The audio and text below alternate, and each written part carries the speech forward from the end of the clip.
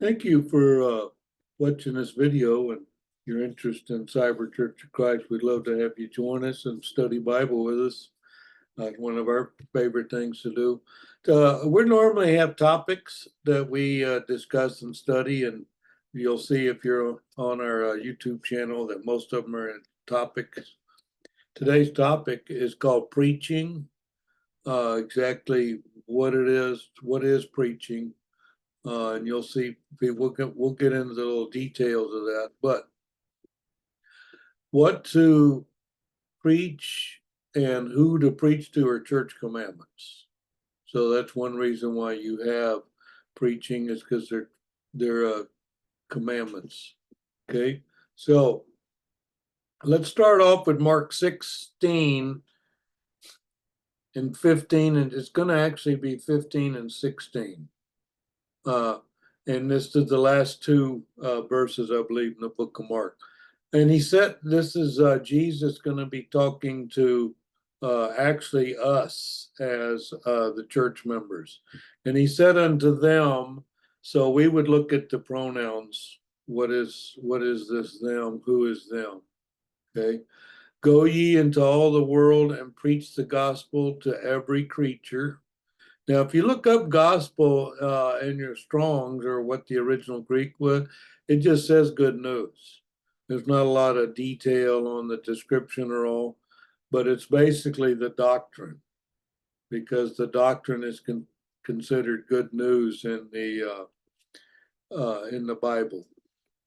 Okay, so we're going to look at this preach.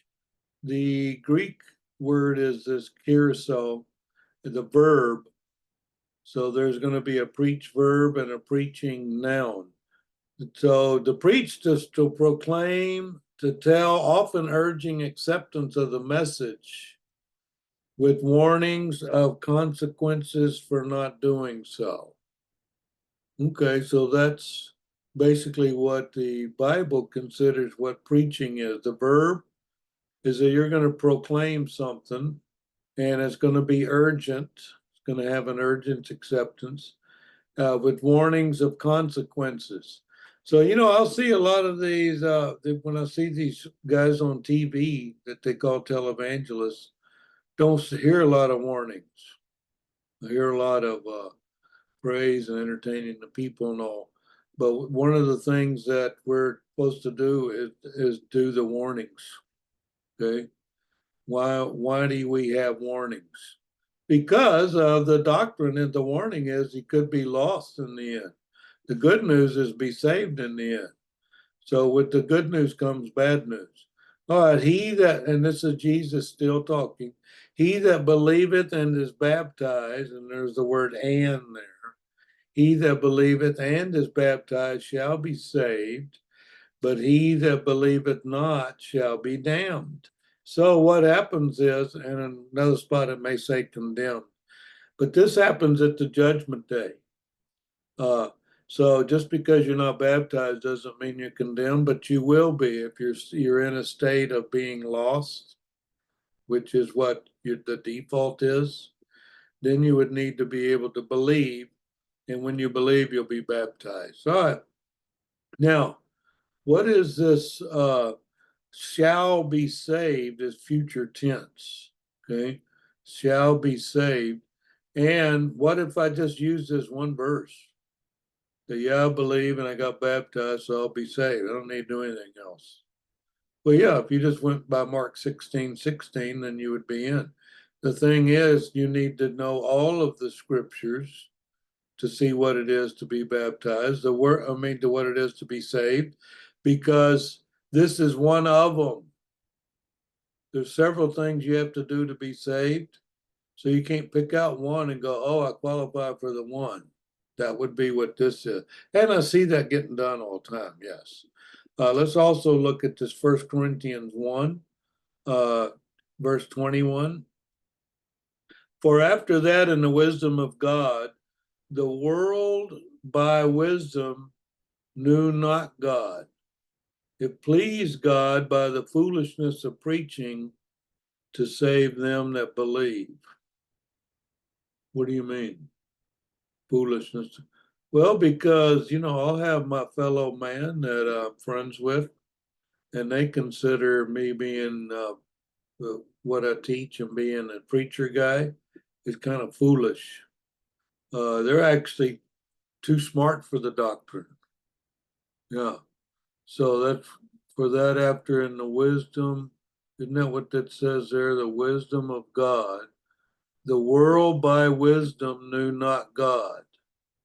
Okay, well, you know how many people that I've run into that I wanted to teach Bible to, but they're too smart. Yeah. Well, they're better read than me. They know more than me. Uh, they're wise in the world. Okay. It's just that they consider preaching the Bible as foolishness. Well, that's what the Bible says. So I'm agreeing with you. If you're wise in the world, preaching looks foolish. We just telling people what the world's going to end and it'll be a judgment day and you can go to heaven and all. Well, smart guy goes, I don't know about that. Well, that's why it's called faith. Yeah. So the world knew not God because of why? Because of wisdom. And what is this wisdom? Wisdom of the world. The wisdom we have is the wisdom of salvation, the wisdom of the truth. All right, so this preaching here was the noun, this Kerygma. It's a message with a focus on the content of what is being preached. So if you have a preacher, I'll see these televangelist guys, they do tell stories. So the main thing for that would be something called content. What exactly are you preaching? What's the content? Well, where I just went over, it said that we're supposed to be teaching about what? We're supposed to be preaching the gospel and warning about the things in the Bible that warns us about it. So the proclamation, the focus on content is what's preached. So that's where what we have. What is the difference between you guys, the Cyber Church of Christ, and these people that meet in this building down there? The doctrine, that's the difference. Content, what you hear, what you do. We're going to just teach. We're going to actually prove all things. We don't just make stuff up. We'll tell you to go read the verse. Because why? Because we don't have an opinion. We didn't write the Bible. We're just going by the Bible. So yeah, be a job as a preacher is to do what? First of all, you better warn the people about being in the kingdom, and then doing the commandments. The commandments are not grievous; they're all easy to do. But you need faith, faith that you're going to be judged and be accounted worthy and get into heaven. Okay. Now here's another thing about preachers that you may not know is that preachers are sent. Well, isn't that interesting? So, what do you mean they're sent? Well, somehow they would be sent. Where is that verse? That's in Romans 10:15. And how shall they preach except they be sent? Okay, so that is like a rhetorical question. So now I find out, hey, being preached to, actually, someone is sent there for you to be preached. How does that work? As it is written, how beautiful are the feet of them that preach the gospel of peace and bring glad tidings of good things. So if you're a preacher guy, you would look at this and go, okay, what I need to do is preach the gospel of peace. But didn't it say they have warnings and stuff in there? Yeah, but having warnings is part of peace.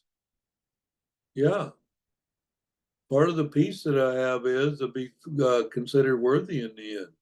That's a peaceful thought. Okay, well, there's a warning that you may not get saved in the end. Yeah, that comes with the peace. Okay, and so what is this glad tidings? Well, the glad tidings is the good news. Well, this right here is the same thing as gospel. When you're preaching the gospel, you're supposed to be preaching good. What's the good news? I mean, I'm in an evil world, got a body that's aging, seems like things are breaking down. I got people that I know are dying. Yeah. Well, that's planet Earth. The good tidings is the hereafter. Then you don't have to endure. You just got to endure that, the short days you're here on planet Earth. The good tidings of good things is the hereafter. So that's what we preach. We preach that we want you to be saved in the end. And you know what? We want to be saved ourselves. Save yourself. Yes. Whoever preaches the gospel should live by the gospel. Huh? Yeah, whoever preaches the gospel. Okay, well, I hear that term, practice what you preach. Hey, practice what you preach, sir. I mean, someone's doing the opposite of what they said. Oh, you mean they got that out of the Bible? Well, yeah. Most of the sayings and the movies and books and all have a theme that they got out of the Bible. I just have a variation on it. So if you're going to preach the gospel, then here you're being expected to live by the gospel. Well, of course. Why are you telling people what they should do and then you not do it? That's called hypocrisy. So absolutely preach what. Let's see what the verse is. 1 Corinthians 9:14. Even so hath the Lord ordained that they which preach the gospel should live of the gospel. So there you go. Practice what you preach. Yeah, I got it right out of the Bible. It's in 1 Corinthians 9. It says here that the Lord, or the Lord meaning who? The head of the church. Head of the church is the high priest. He's ordained a preacher. Well, no wonder someone is sent. They got ordained by the Lord to preach the gospel, and also when the Lord sends somebody, you should be living by the gospel if I'm going to send you to someone else. If they say you're not living by it, but you're preaching it, then you're a hypocrite. Yes, of course you should live by the gospel. All right, let's close up today with this last thought here. What if someone preaches something other than the gospel? I saw the guy on TV. He said something and was holding the Bible, didn't read a verse. But there's a verse, there were actually two verses that said the opposite of what he said. That's why he didn't read a verse, because he had an opinion. He said it, the people agreed with him, but offered no verse. But I offer the verse that says the opposite. Okay, now what do I do? What happens now? Got somebody up there preaching that's not preaching the gospel. Is there anything in the Bible about that? Yeah, 2 Corinthians 11:4. Let's look at that. For if he that cometh preacheth another Jesus, comma, let me stop right there. What do you mean? I've actually had to show this to my fellow man recently. Another Jesus? Yeah, there's only one Jesus. Well, yeah, there's only one real Jesus. That's our high priest. But no, there's another Jesus that can be preached. Yeah. Well, how would I know? How would I know if you're talking about the real Jesus or another Jesus? Knowledge. Oh, yeah. You'd have to know the scriptures and know the attributes of who Jesus is and what he does and what he's doing now. Okay. Now, how would you spot another Jesus? Oh, well, when it doesn't match the criteria in the Bible of what the real Jesus is. Okay, well, then I'd have to study and learn the Bible to be able to recognize it. Yeah. How else would you know another Jesus unless you knew the real Jesus? The only way to know the real Jesus is what? Is to study and learn. So that's what we do here at Cyber Church of Christ. We're just wanting to be saved. If we're wanting to be saved in the end, we're wanting you to be saved in the end. Okay, so we don't want you to hear someone preaching about another Jesus. It's right here in 2 Corinthians 11:4. For he that cometh preacheth another Jesus, whom we have not preached, or if you receive another spirit, which we have not received, or another gospel, which ye have not accepted, you might well bear with him. And I looked up this bear with him means like you're going to fight with him, like fighting with a bear. Put up with, endure, suffer, forbearing. Someone we're not accepting it. I saw the guy on TV preaching about another Jesus, and I said, well, I'm not accepting that. Well, why not? Because right here, I got a commandment, 2 Corinthians 11:4. It says, what do you mean by another spirit? Well, because, and it's not in today's sermon, but Satan transforms himself into a minister of righteousness. Oh, yeah. Yeah, he'll claim he's Jesus. Satan? Well, yeah.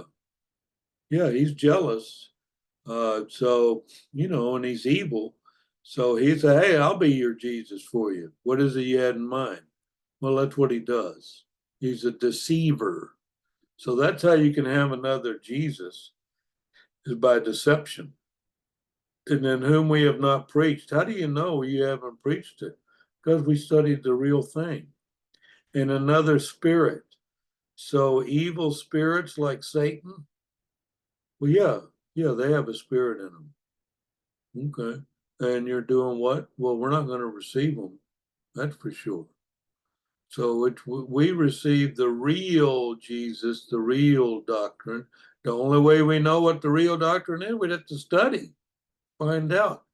It's just like what I've said before on the counterfeit. Study the real thing, then you can recognize counterfeit. So that's what we do here at Cyber Church of Christ.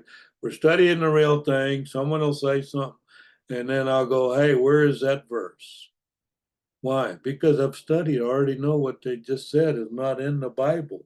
That's why I'm asking where that verse is. Hypothetically, because I know it ain't in there. But the person speaking may not know that.